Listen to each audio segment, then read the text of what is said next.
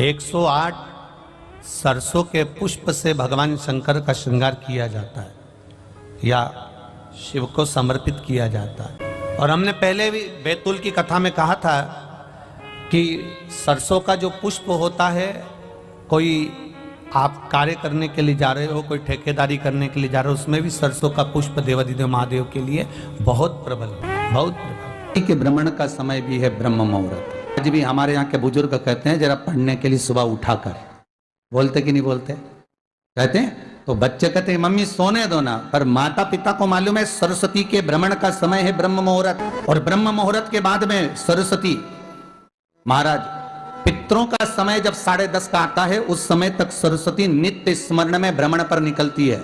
सुबह ब्रह्म मुहूर्त से लेकर सुबह 10:30 बजे तक बच्चा जिस चीज को पढ़ेगा वो भूल नहीं सकता, ये पक्की गारंटी है। इसलिए स्कूलों का जो समय होता था वो सुबह का होता था, स्कूलों का समय दिन का नहीं होता था। आज बसंत पंचमी है इसलिए तो थोड़ा ज्ञात आ गया। उसका एक समय है सरस्वती का। कौन सा समय है? सुबह ब्रह्म मुहूर्त से लेकर जब पितरों का समय चालू होता है। पितरों का समय कौन सा है? 10:30 से 11:30, 12 बजे तक मान लो अपन, ये पितरों का समय। तो उस पितरों के समय से पहले माता सरस्वती का समय, उस पितरों से पहले माता लक्ष्मी का समय, ये निश्चित है। दरिद्रता का समय निश्चित है। तो माता अपने बच्चों को कहती है सुबह हो गई चलो उठाओ, सुबह सुबह पढ़ लोगे तो याद रहेगा। माँ भी कहती है, पिता भी कहते हैं, क्योंकि माता पिता को ये ज्ञात है कि सुबह का समय ब्रह्म मुहूर्त का समय सरस्वती का होता है। उठाओ, याद करो। उठाया गया, बच्चों को पढ़ाया गया। सुबह का जो समय महाराज, एकाजी का दिन है, बसंत पंचमी का दिन महाराज, सरस्वती का दिन, जिस दिन जो बच्चा पढ़ने में कमजोर होता है उसके हाथ से बसंत पंचमी के दिन सरसों के 31 फूल शंकर जी को चढ़ा दिए जाते हैं, तो बच्चा पढ़ने में अव्वल निकल जाता है।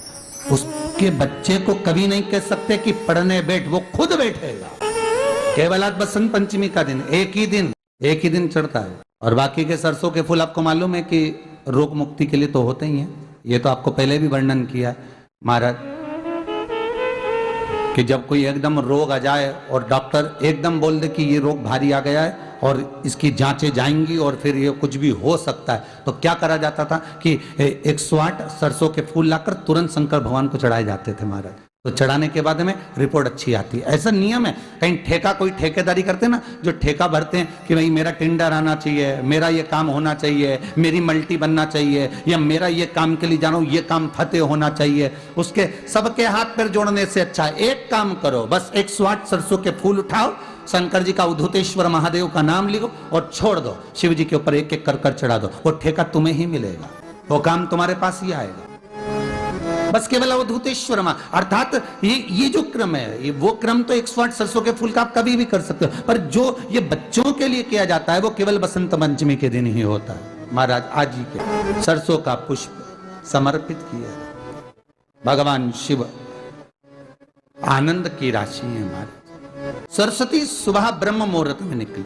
सरस्वती जब ब्रह्म मुहूर्त में निकलती है, वेद और माला लेकर स्मरण करती है महाराज, भ्रमण करती करती शारदा सरस्वती जब निकली, शिव महापुराण की कथा कहती और गर्ग संहिता कहती है, जैसे जैसे सूर्य का प्रकाश तीव्र होते चले जाता है, सरस्वती उस प्रकाश में आनंद बिखरती हुई, वीणा के स्वर देती हुई माता सरस्वती गाती गाती पितरों के समय से पहले ही आलोक हो जाती है। बच्चों से कहना चाहेंगे, छोटे छोटे बच्चों से, आप माता सरस्वती की आराधना करा करो। मेरा बच्चों से निवेदन है, कभी जिंदगी में अगर मौका मिल जाए और सरसों के फूल यदि आपके जीवन में आपको कहीं से प्राप्त हो जाए, सरसों के फूल जानते हो ना, पीला कलर का होता है सरसों का फूल, आप प्रयास करो सरसों का फूल। जिस दिन माता सरस्वती का, मेरी बागेश्वरी का जिस दिन प्रागट्य उत्सव हो बसंत पंचमी का,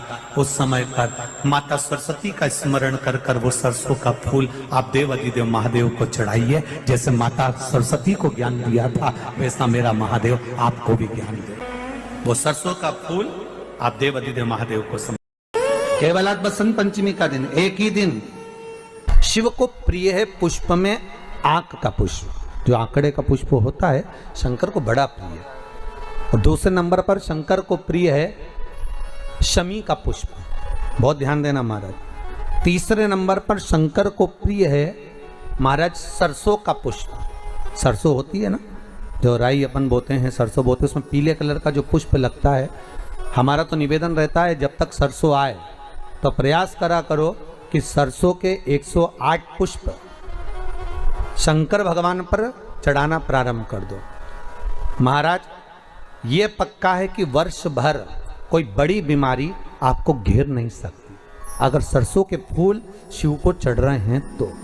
और प्रयास करना कि सरसों का जो पुष्प होता है, सरसों का जो फूल होता है महाराज, अगर कोई व्यक्ति को किडनी या लीवर से जुड़ी हुई कोई तकलीफ होती है या किसी व्यक्ति का एक्सीडेंट हो गया होता है और उसका कोई अंग रह गया हो, कोई शरीर का कोई भाग रह गया और वो काम नहीं कर रहा हो, जैसे किसी के पांव रह जाते हैं एक्सीडेंट के बाद, किसी का हाथ रह जाता है, या कोई अंग काम नहीं कर रहा हो, वहाँ ब्लड पहुँच नहीं रहा हो, वो जगह एकदम सुन्न हो गई हो, खाली पड़ गई हो, तो उसके लिए शिव महापुराण की कथा कहती है कि सरसों के पुष्प 11 शंकर जी के राइट भाग में, जहाँ शिव जी के गण दरवाजे के द्वारपाल मणिभद्र जिस जगह पर निवास करते हैं, कौन निवास करते हैं?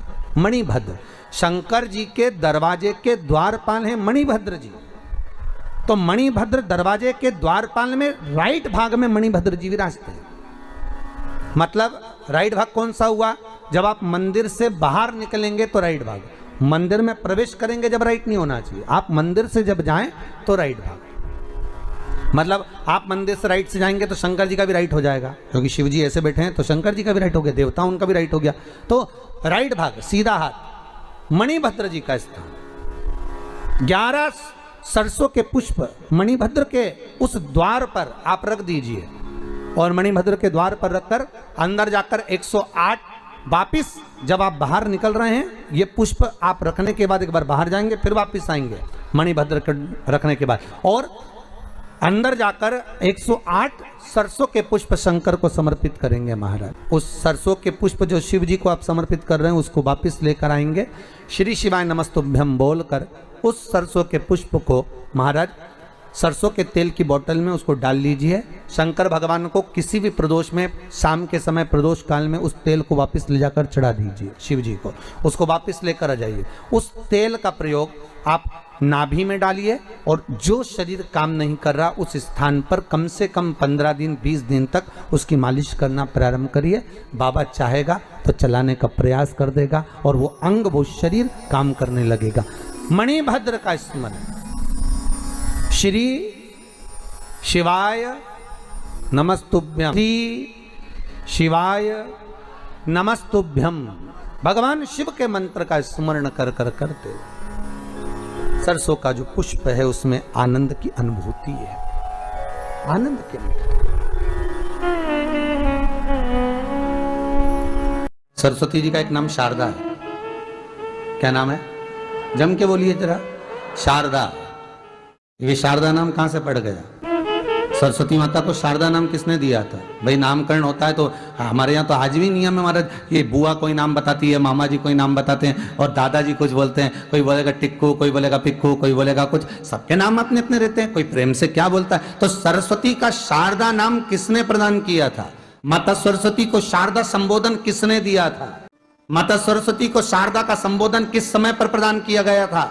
जिस समय पर शंकर और पार्वती भ्रमण पर निकल रहे थे और भगवान ब्रह्मदेव सरस्वती को ढूंढ रहे थे, और माता सरस्वती को ढूंढते हुए ब्रह्मा जब भगवान शंकर की साक्षी में पहुंचे हैं, तब भगवान शंकर से ब्रह्मदेव ने कहा आप कहीं सरस्वती को देखें तो मुझे भेजिएगा, मेरे पास में भेजिएगा। शंकर भगवान ने उसी समय पार्वती से कहा, पार्वती, जैसे एक स्त्री जो पतिव्रता धर्म का पालन करने वाली है, एक नारी पतिव्रता धर्म का पालन करने वाली होती है, पति को परमेश्वर